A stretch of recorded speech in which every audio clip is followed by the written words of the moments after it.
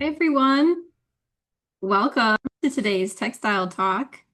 My name is Lucy Shaken. I'm SAQA's Communications Coordinator, and I am your host for today's Textile Talk. I'm joined today by Caitlin Donnelly, and we're going to be discussing the history of cosplay as textile art. I'm zooming to you from Philadelphia, and Caitlin is zooming in from Toronto today. We would love it if you'd say hi in the chat and let us know where you're tuning in from.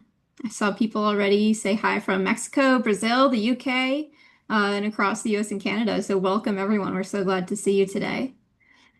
Textile Talks are presented weekly by the International Quilt Museum, Quilt Alliance, Studio Art Quilt Associates, or SAQA, and Surface Design Association. We love bringing you these free programs every week thanks to the support of our sponsors and contributions from viewers like you. If you enjoy Textile Talks, I hope that you will support this programming by telling a friend about us, posting about us on social media, or supporting our work financially with a donation at SAQA.com/TT support.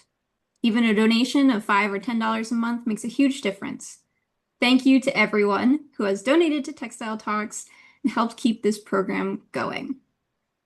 I also want to let you know that viewers of Textile Talks get $20 off the first year of a new SAQA membership with code TALKS. That's TALKS. SAQA is a vibrant international creative community for anyone who loves art quilts. You can learn more about SAQA membership at SAQA.com/join. And if you were here last month for SAQA's Textile Talk with Emiko Fujimoto, you already heard about SAQA's upcoming virtual conference. This year, we're taking a deep dive into art quilts in Japan, Korea, and Taiwan, and we'll be introducing you to some really fantastic artists and curators.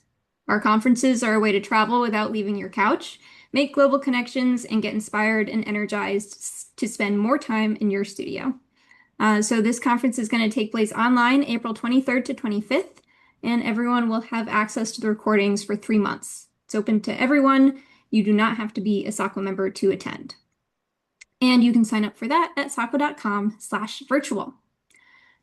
All right, some really quick housekeeping here. This is a webinar. So that means we can't see or hear you, but we can read your comments in the chat and your questions in the Q&A box. If you have ideas for ways we can improve or for topics you'd like to see in future textile talks, please let us know in the post-event survey that will pop up automatically at the end of the program. So, on to today's program. Caitlin Donnelly is a second-year master's student in the Joint Graduate Program in Communication and Culture at Toronto Metropolitan University and York University. Her research examines the intersections of cosplay, fan marketing, and merchandising with a focus on how identity, performance, and participation shape fan communities. Caitlin is also an active participant in fan communities as a cosplayer and panelist at conventions, where she has created programming on cosplay history and textile conservation. She has presented on a range of topics from online reputation management to fan fiction publishing, and her work has been published in Insights and Ideas. Caitlin, thank you so much for being here. Welcome. Hi, thank you so much for having me. So if you're ready, we can go ahead and get started. Yeah, if everyone will give me a second to make the little uh, presentation and Zoom do its job. Okay, 1 second. Everyone's favorite part of a Zoom call, I'm sure. Um, Amazing. Making sure I can see all you Looks good. guys. Amazing. So hello, everyone. I'm so excited to be joining you today for the Textile Talk. As Lucy said, I am joining you today from just outside Toronto, Ontario.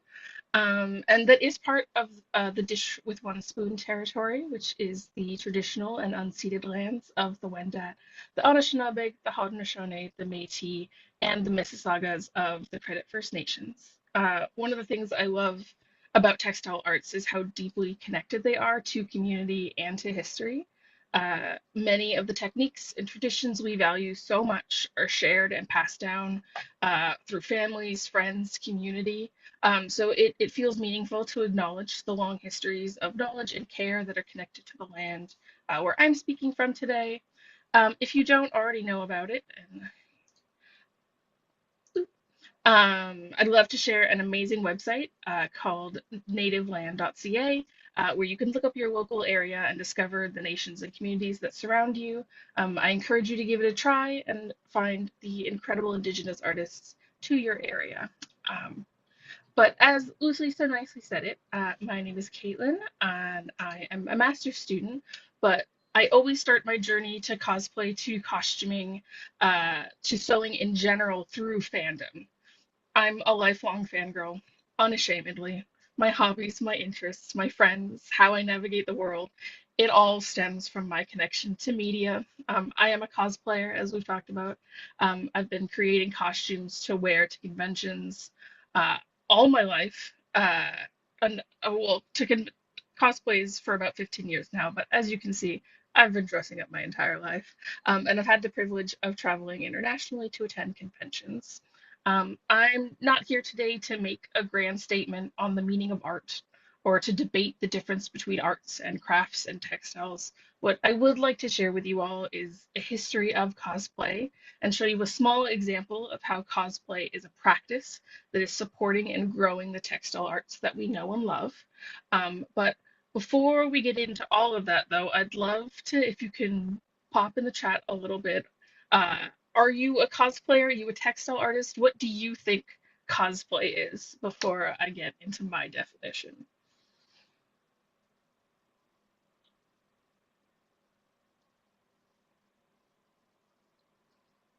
Do we have cosplayers in the chat here? Other textile? I'm sure a lot of people have textile fun. No idea. That's great. I'm so glad you're here.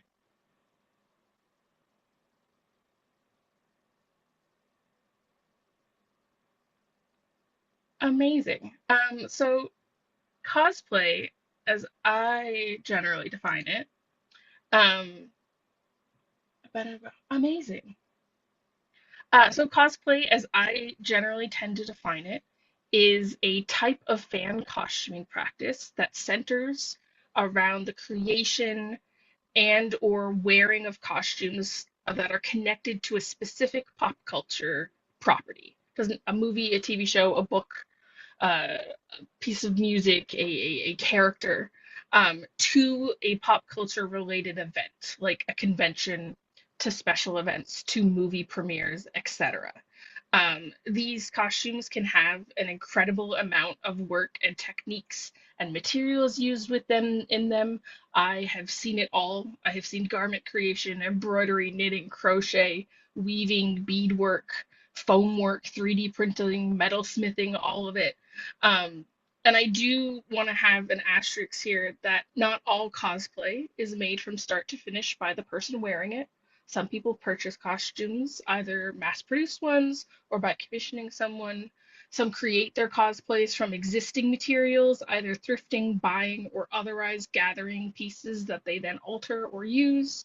And this does not make those cosplayers less valid or lesser cosplayers. Cosplay is for everyone is a familiar refrain that anyone who engages with cosplay communities will hear. Mass produced and thrifted pieces is how I started with cosplay, and it's a perfectly legitimate way to participate. And I've seen a couple people here mention drag, mention SCA, which is the Society for Creative Anachronisms, historical costuming. I would place those as under, like, if we're talking thinking of like a costuming practice as a massive broad umbrella, all these different things like SCA and historical costuming and drag and cosplay are all different buckets underneath an overarching cosplay practice. Someone can wear drag as part of their cosplay practice, but they aren't necessarily always the same thing. But my research is interested in, and what I'm here to talk to you today about, are those who engage in the making of cosplay using what I will call broader textile practices. And Paulo, we'll get to that. You'll see. It's part of the history. So now, while various type of costuming practices, as we say, can be traced throughout history, from those tied to theater and performances to those tied to celebrations like fancy dress or masquerades, one of the big important distinctions between cosplay and something like a fancy dress party or even an early Halloween celebration is that cosplay involves using specific characters rather than stock characters or archetypes. So, as a kind of example, I really love the Golden Age masquerade balls. So here on my left anyway, we have Mrs. William Stewart Webb dressed as a wasp at the infamous Vanderbilt Ball of 1883.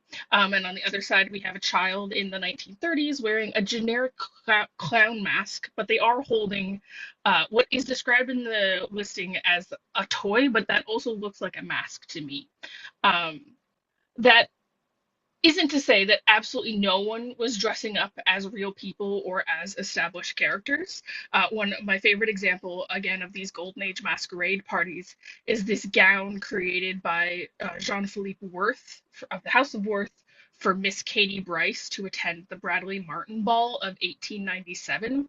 And as you can see, this dress is inspired by one in the painting of the Infanta Margarita of Spain.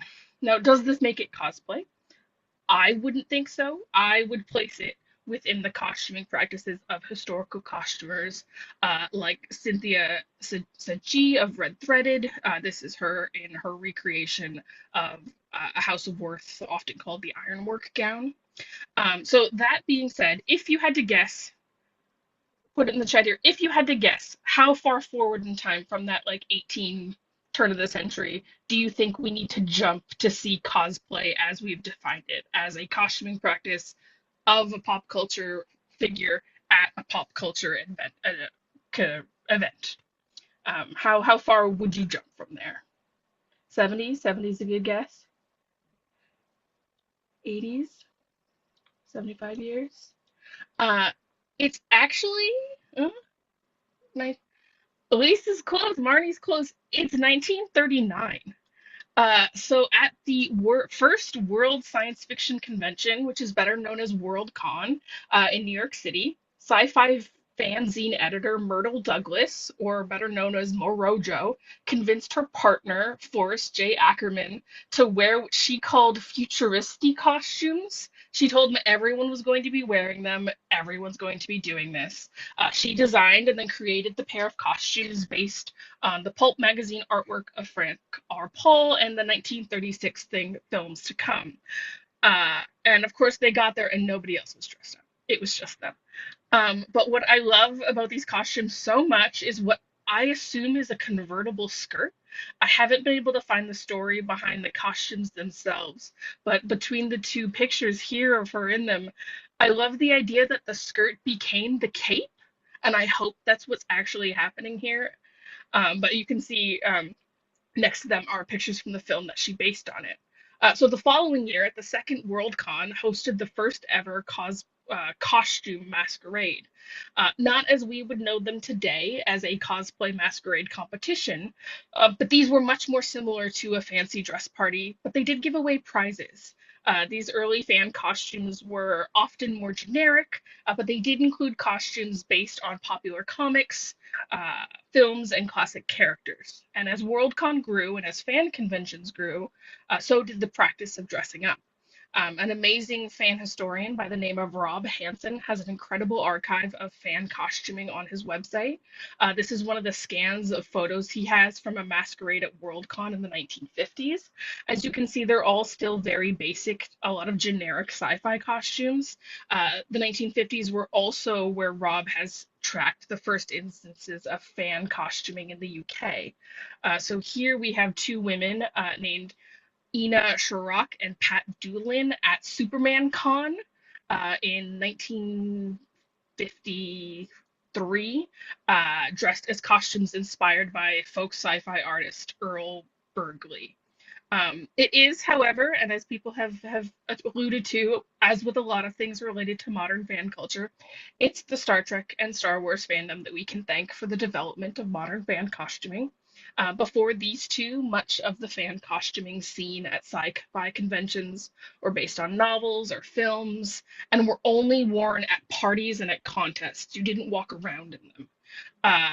But much like they were on their own shore excursion, here were the Trekkies wearing the costumes on the convention floor, wandering the halls. Hence the birth of the term hall costumes that you might still being seen used today to describe the type of cosplay that you wear around the convention rather than to a competition.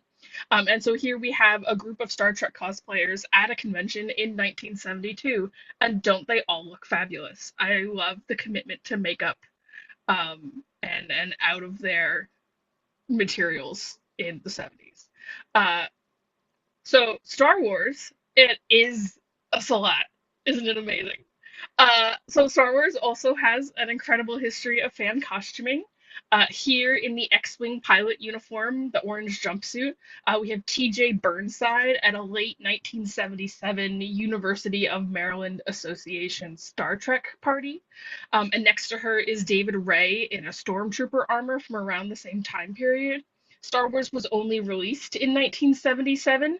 Um, and official images were few and far between. There were some trading cards, the posters, obviously.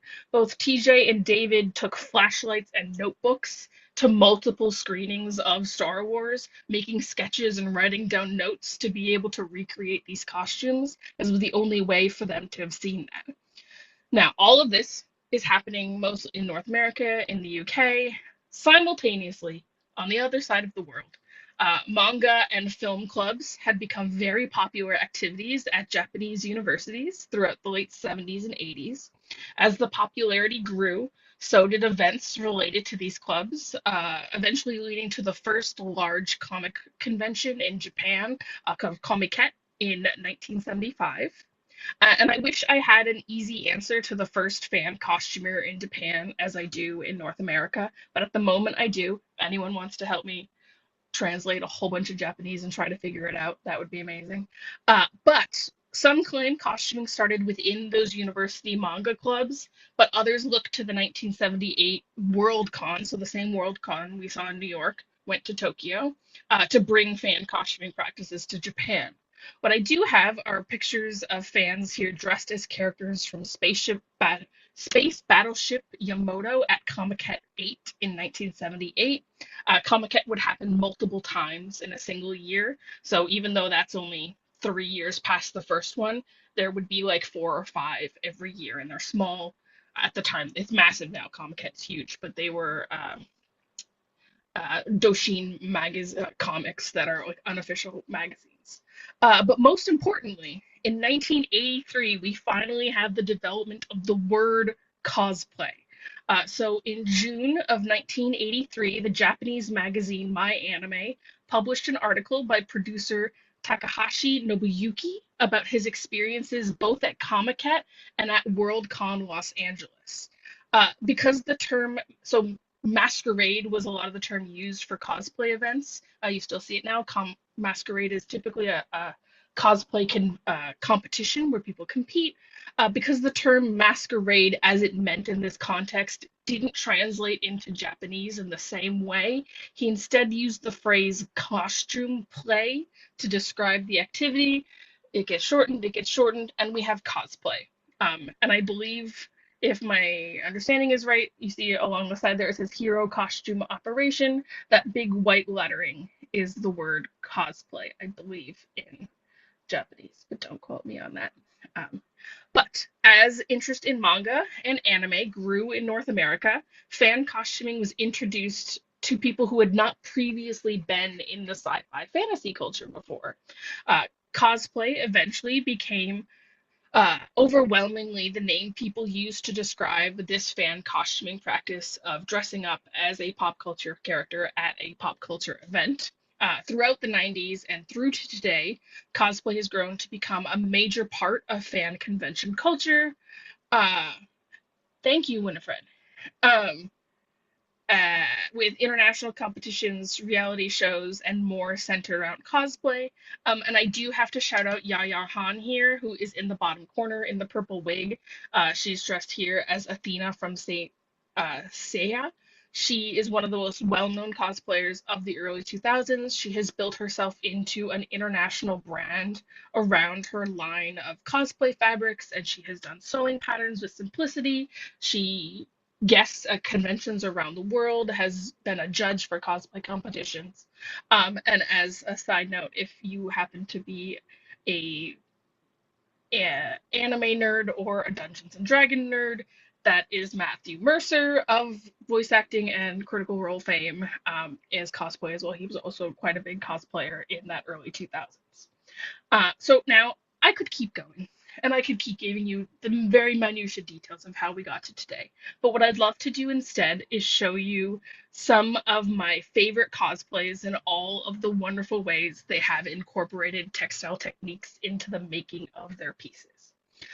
So this is the incredible Reagan of Cow Butt Crunchies uh, iconography gown version of Princess Bubblegum from Adventure Time. Uh, Cowboy Countries are a cosplaying couple who are known for their impressively intricate and well designed cosplays. What I love so much about this piece um, is the amount of different techniques that went into it. The stitch work of the gown, the big chest piece is resin work, there's sculpting, there's incredible smocking on the panel around the bottom that you can see there, machine embroidery, hand embroidery, fabric printing that you can see on the icons. It goes on and on. It is an incredible piece. It's one of my favorites. Um, Another way a lot that cosplay, as with many versions of costuming and fashion, is all heavily inspired by pieces. So this is Say No to Scrunchies, the creature from the Black Lagoon gown.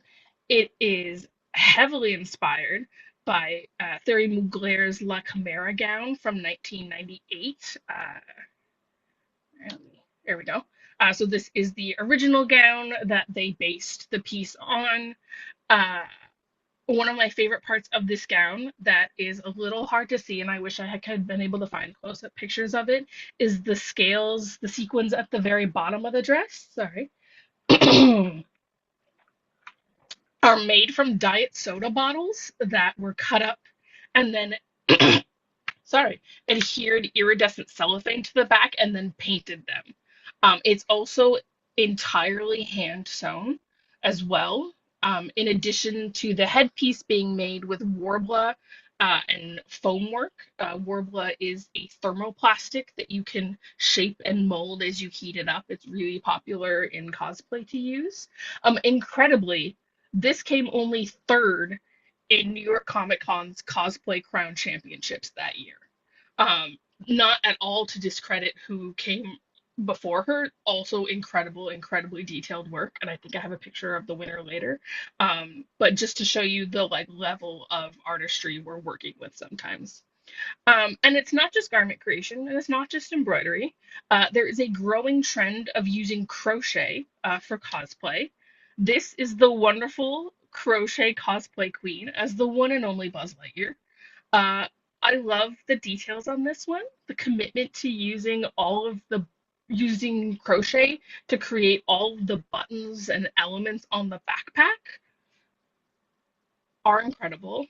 It does look like there's some understructure you can see in the picture on her back. You can see on the gauntlet that there's a structure that is holding that gauntlet into that like incredible point. Um, as well as the backpack. There's some structure happening there.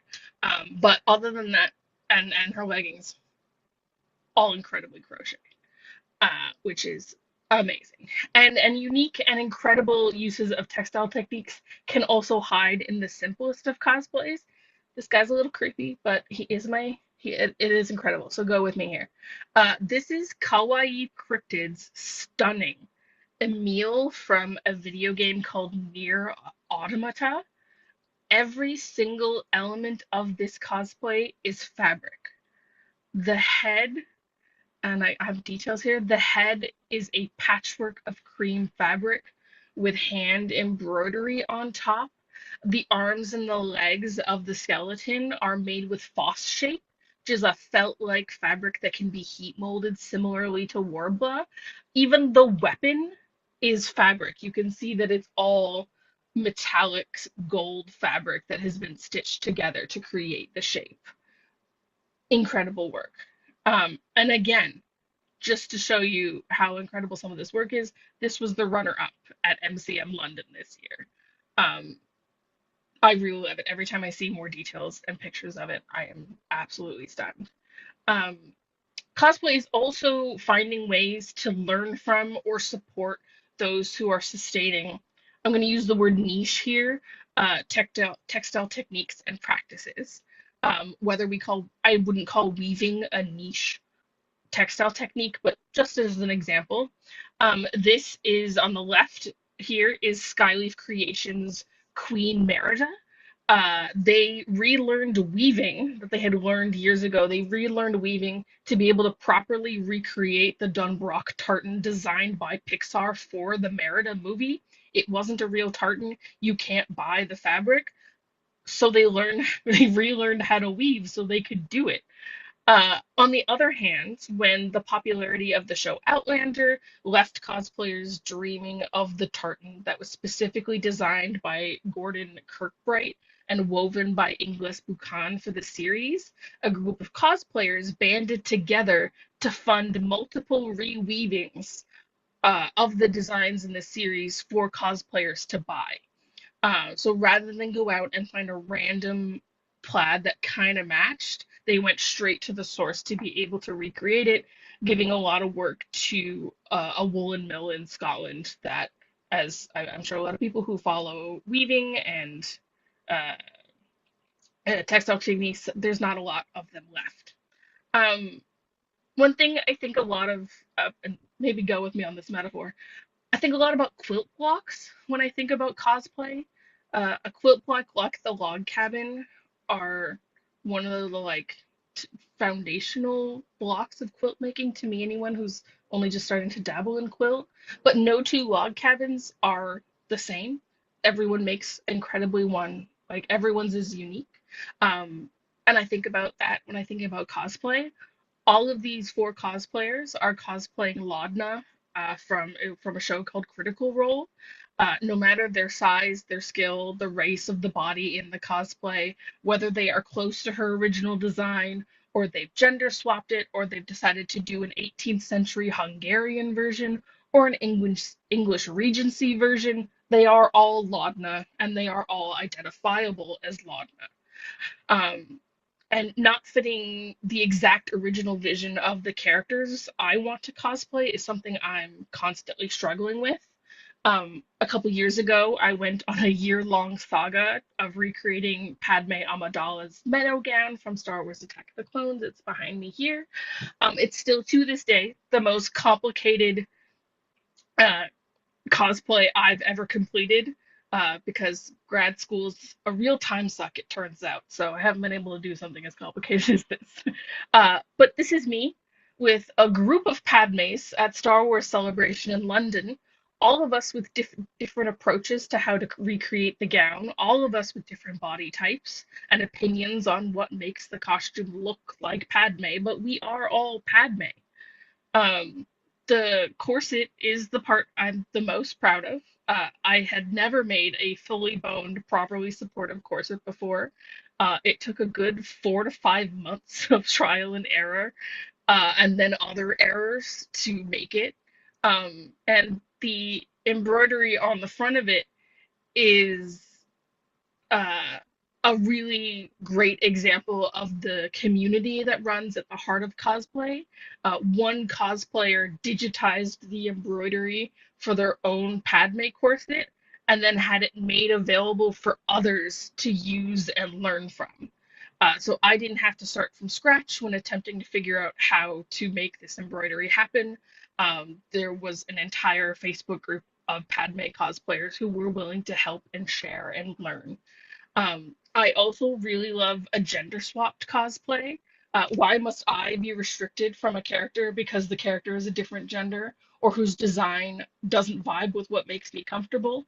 I really wanted to cosplay Percy DeRollo, again from Critical Role. You'll notice there's a theme here, last year, but I'm of the personal opinion that pants are leg prisons, and I don't love pants.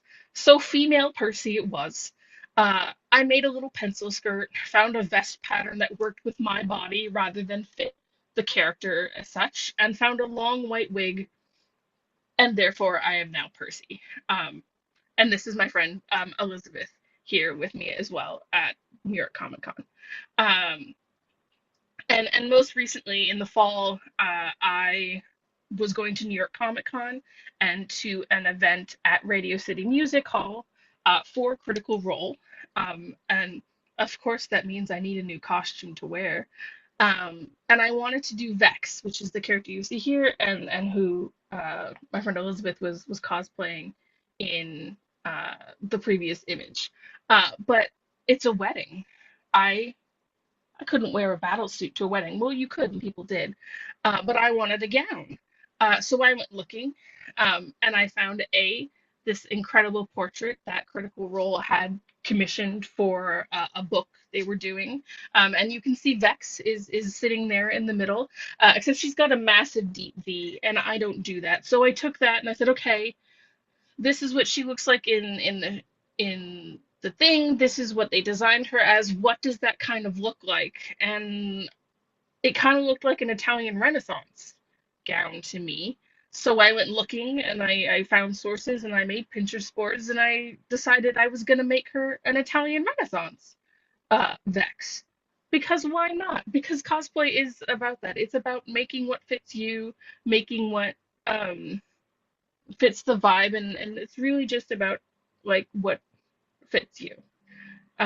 So what I hope you all take away from this talk is that cosplay isn't just dressing up. It isn't only about fandom or being a fan of something. It is at its heart a making practice. It's people learning skills, experimenting with materials, and sharing knowledge very much in the same spirit as so many other textile traditions.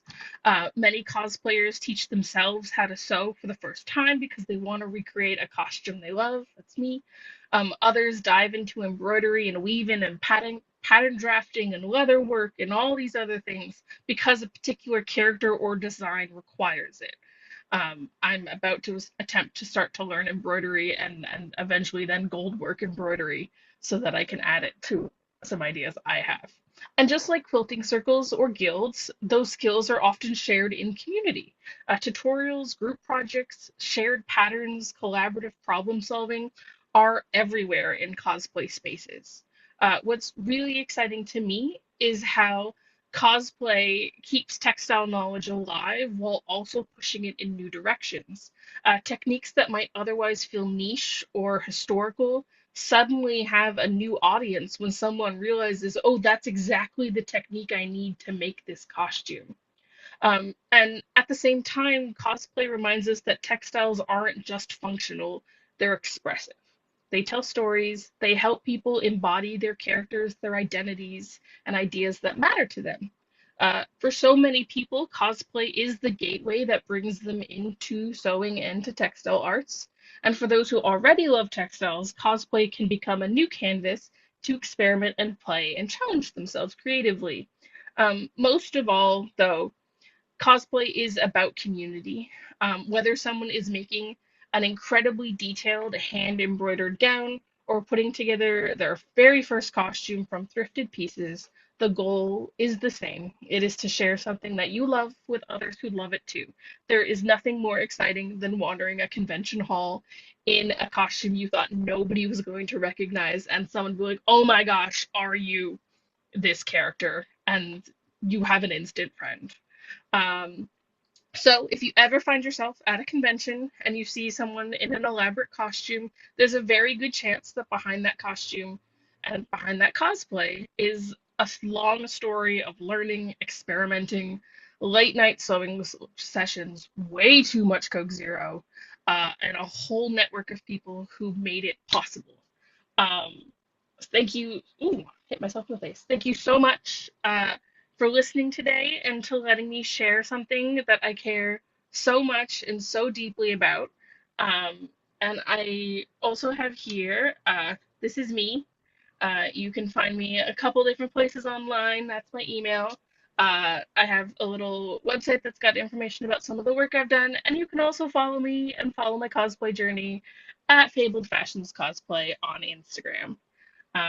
And I am happy to chat and answer questions, or if anyone has anything to talk about. Well, Caitlin, thank you so much. I mean, your enthusiasm for cosplay is just infectious, and I just love the way that you took, so much information, this long history of the art form, and just distilled it with so much energy, and it was really fascinating and entertaining. We do have lots of questions. And I know you sort of touched on this at the beginning, but we have a couple of questions saying, well, is this cosplay or how about this? So Mhm. if you could expand a little bit, how do you define, not that there needs to be hard lines or boundaries, Yeah. but how do you define the difference of wearable art, fashion recreation? We talked a little bit about drag. Someone asked, what about when you dress up to go to the Taylor Swift concert and you're wearing one of Mhm. her outfits, and somebody else asked, "What about Halloween costumes?" Yeah. So I do really think the intention of someone to take a pop culture figure, whether that is a character or a real person or the embodiment of some kind of pop culture thing, and wear it to a specific event is the important distinction here. So for example, the Taylor Swift concerts, wearing something to a Taylor Swift concert could be cosplay if you were recreating something of hers.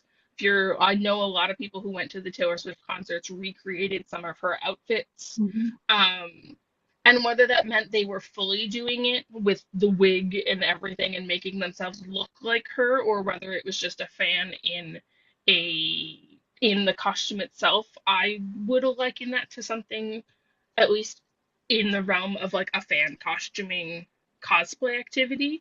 That play part I think is really important sometimes. That idea of not that you have to be in character, you're not performing a character, but you are performing fan sometimes.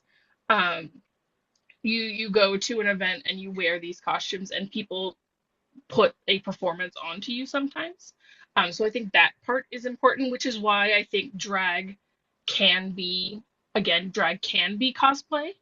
Um, there are incredible drag performers who do cosplay, um, either to conventions or to other things. New York Comic Con, if you ever go, has an incredible LGBTQ line of paneling and always has like a drag panel and drag artists as part of the guest list. And those have been incredible.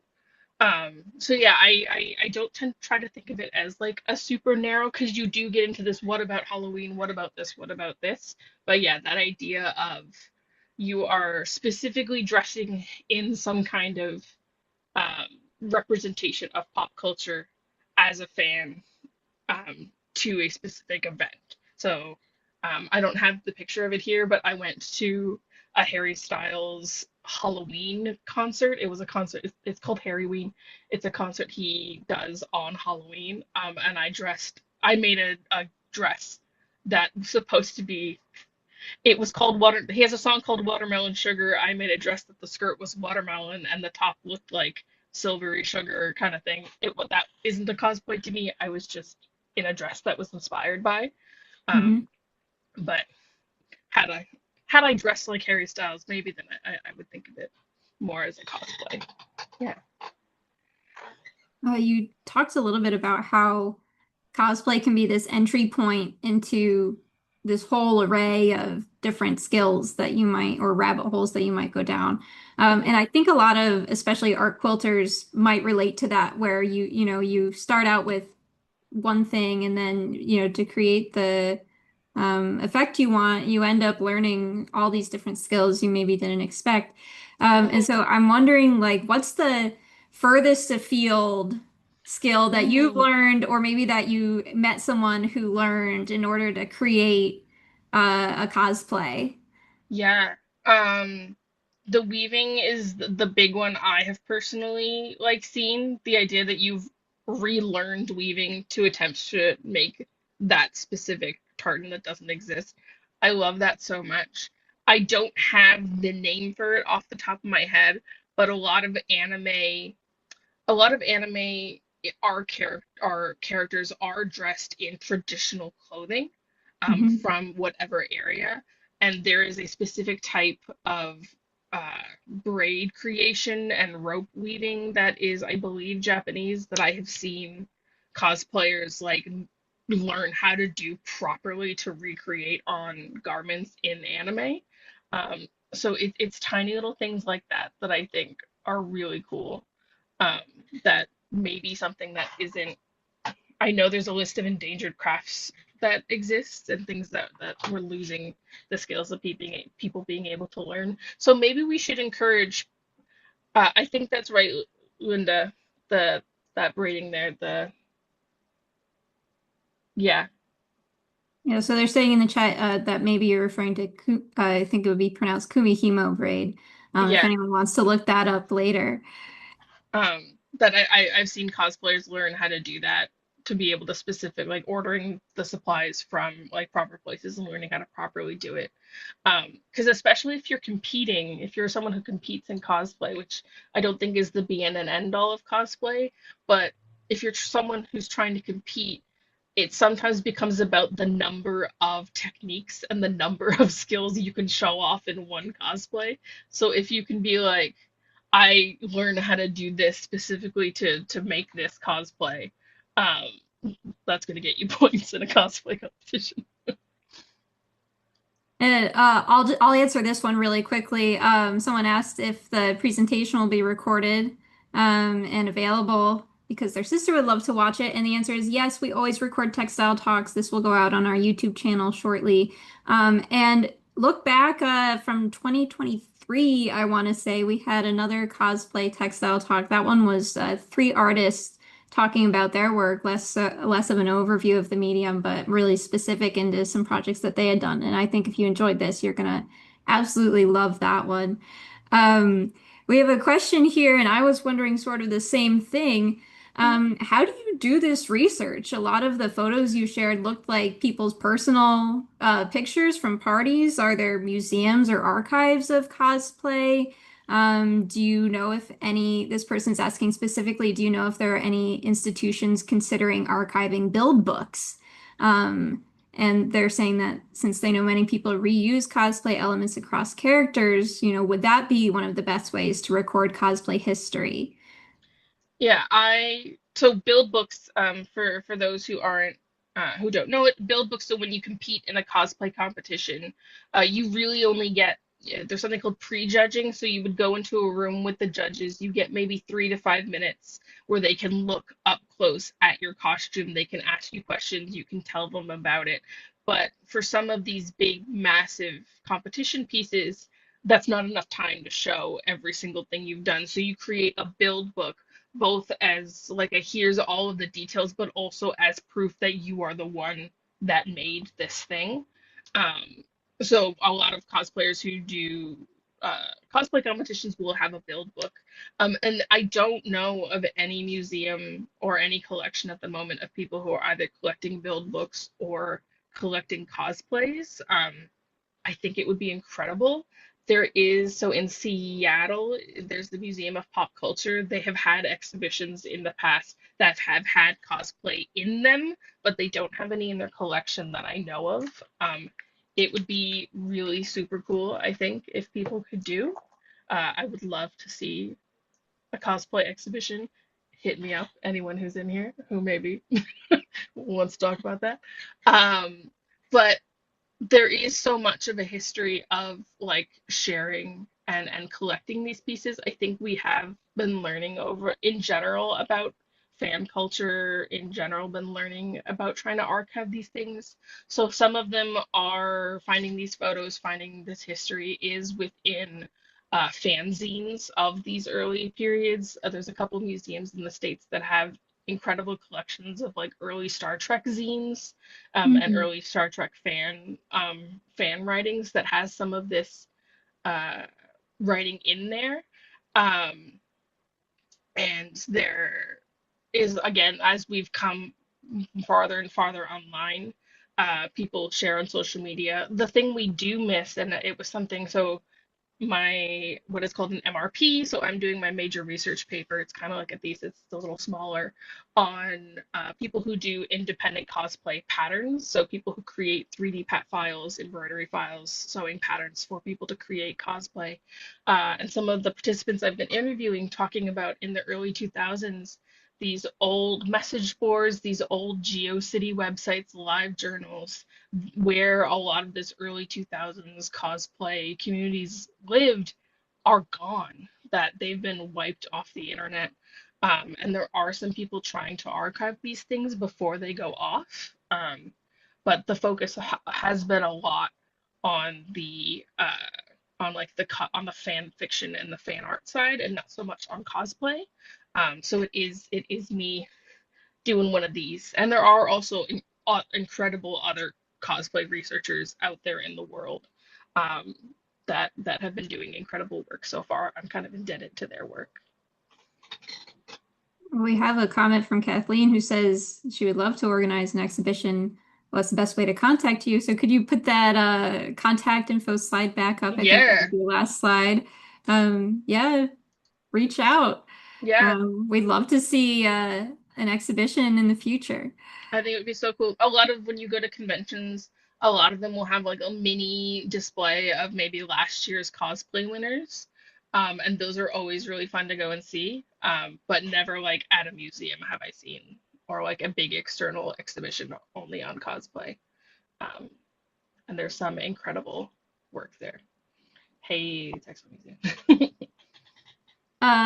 We had a couple of specific questions about how people did parts of some of the costumes you shared. So Yeah. one was asking for the ball gown, which I think is the princess bubblegum, maybe. Hmm. How is the metal work done? They said, I know it's not metal, but so cool. And then someone Yeah. also asked earlier about the teeth. Hmm. I don't remember the name, but the Yeah, yeah. scary one. And the little dude, the Princess Bubblegum gown is resin work. It's resin work, and the crown is actually candy pieces. I was talking to Lucy about this earlier. I've got like a reference, all like the references and places I got everything from that we can get maybe in the YouTube channel. That specific Princess Bubblegum gown has a video on YouTube with Adam Savage, who has featured that cosplaying couple a couple of times on his channel, and there is a specific video about that bubblegum Princess Bubblegum gown, and that's where the screenshots are from that video. Um, and the teeth are they're I can't words. I've lost my words, but they're it's the only bit of the cosplay that isn't um fabric is those teeth. And I can't think off the top of my head now what the material is, but I will put it in the reference sheet when I find them. Yeah, we'll link that.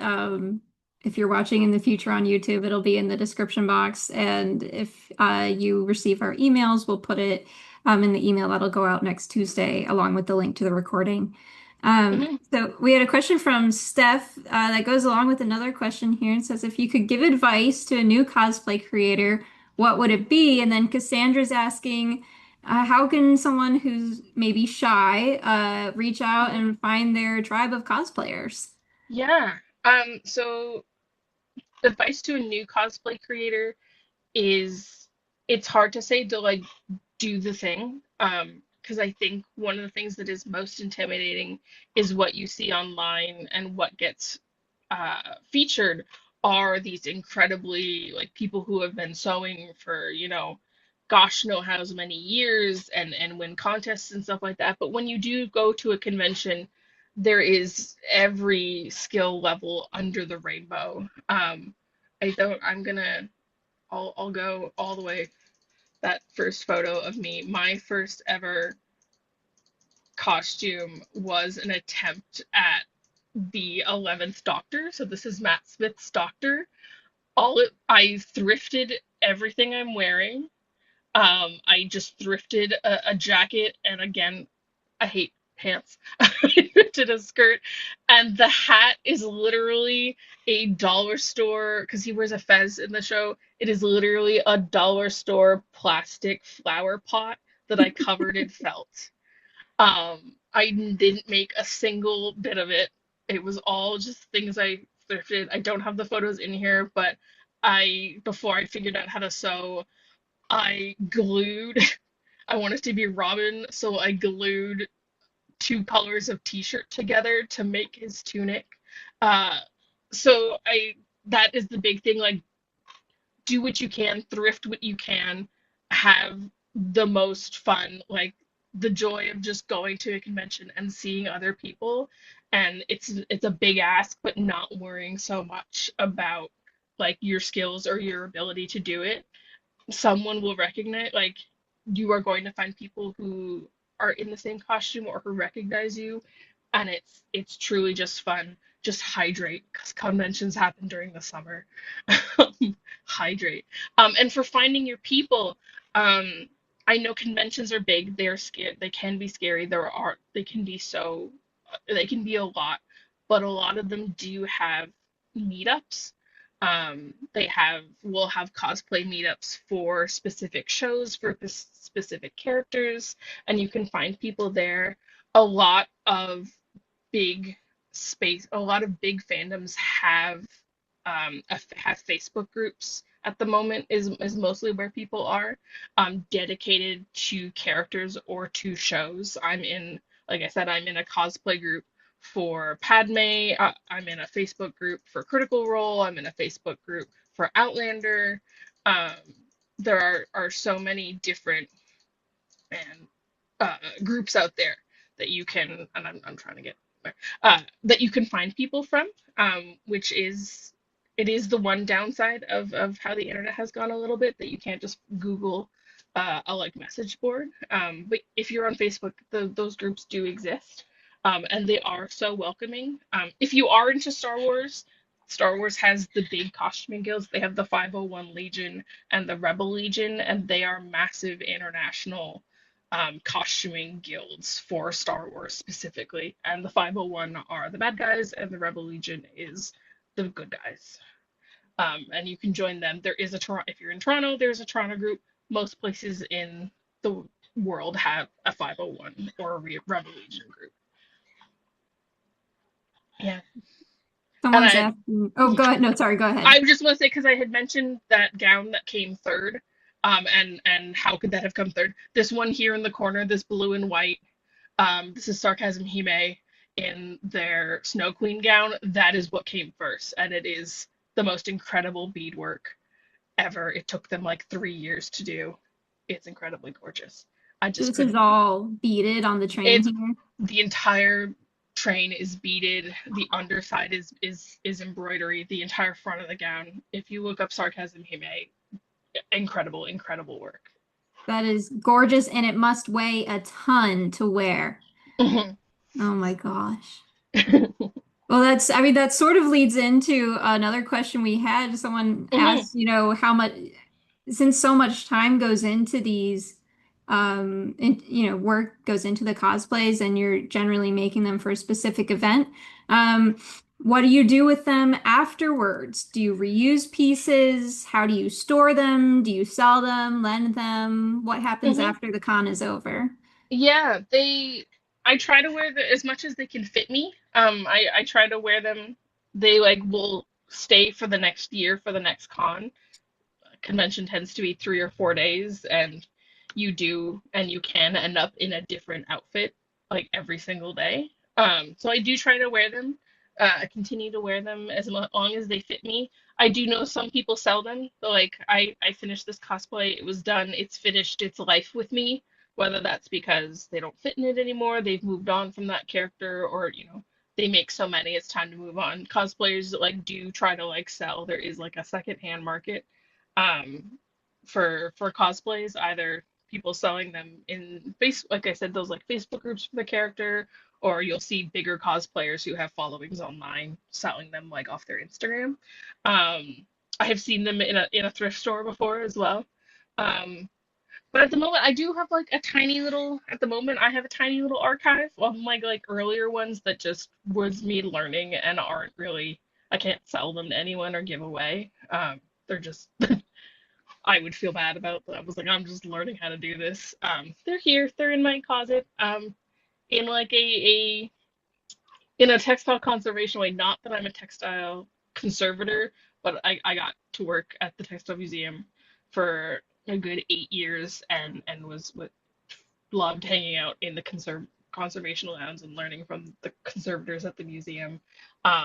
Natural cloth bags, uh, keeping them out of light, keeping them out of damp, and saving them um, in those kind of like cloth bags is kind of the best way to store them. I try as best I can. Because the one thing about a cosplay that we all know fabric degrades, but also in a cosplay, you're also thinking about um, there's plastics involved sometimes and there's metal involved and they don't gel. So I do try to think of like how can I make sure those pieces are separate. So when I am storing them, I'm not wrapping the like plastic in with the fabric in a tight bag that's gonna react to each other in a bad way. I think that's very helpful information. And I think if you have things in your personal archive that you're not sure how to store, if you're not finding cosplay specific resources, you could certainly look at resources about conservation of Mm, quilts or fashion textiles, and apply some of the same principles. Maybe not all of them, given how many different media are involved in some of the cosplays. mhm. Um, we are just about out of time, so I think I'll just leave with this last question, which is, what do you see trending right now? What do you think we'll see at the cons next year or the year after? Where do you Ooh, think things are headed in cosplay at the moment? ooh, I love this idea. Really, really big last summer was K-pop Demon Hunters. We're gonna see a bunch of K-pop Demon Hunters again this year, I think. There was an interesting thing last year. There's a video game called no, I'm still sharing so you can see me. There's a video game called Expedition 33 that what I'm gonna call a meme costume was really, really big last year. It was just kind of a generic like French mime, typical French, striped shirt and a beret. But now we're a year later, and cosplayers have had a year to build the more intricate, complicated designs from that show rather than the couple months they had. So I think Expedition 33 is going to be really big this year. Um, and I am seeing, we talked about Taylor Swift. I am seeing more and more people cosplaying like actual like the wig, everything, the makeup to make themselves look like Taylor Swift. And Sabrina Carpenter has been growing. And I think that's going to be really big. And Toronto Comic Con is in 2 weeks, and I'm expecting a bunch of heated rivalry related nonsense and cosplay and outfits, and I can't wait to see what people come up with. Oh, well, you're definitely going to be seeing tons of heated rivalry, I have to assume. I'm really intrigued actually by it because it's not a show that I would think lends itself to cosplay, but I'm starting to see it, and I've been tracking the Olympic fleeces part of it and people recreating their own version. And I'm really interested to see where that goes from like a costuming fan costume angle. Oh, we'll look forward to following that maybe online. Mm, And we are right at the top of our hour, so we have to wrap it up. But thank you so much, Caitlin. This has just been um, entertaining, educational, and I'm just thrilled to have you here today, and I'm excited to see what ideas this brings up for the people in our audience, and maybe you'll be inspired to create something new, either an outfit, or maybe this will work its way into your other textile work if you're a different type of textile artist. So thank you so much for being mm. here today. Thank you. Thank you all for having me. And thank you to our audience for joining us. I love spending Wednesday afternoons with you. We'll be back next week, same time, same place, for Basketry Now Revisited. Ooh, It's presented by the Surface Design Association, and they are hosting the National Basketry Organization. So that'll be next Wednesday. If you enjoy Textile Talks, we would love it if you would tell a friend, post about us on social media, or consider supporting our work financially with a donation at saqa.com/TT support. You can find all the info about Textile Talks and our archive of over 250, now close to 300 recordings at saqa.com/textile talks. Don't forget, viewers of Textile Talks get $20 off the first year of a new SAQA membership with code TALKS, that's TALKS. And if you love art quilts, then we would love to have you join us. If you want to learn more about art quilts in Japan, Korea, and Taiwan, visit saqa.com/virtual and join us at our virtual conference in April. I hope you all have a fantastic Wednesday. Thanks for watching.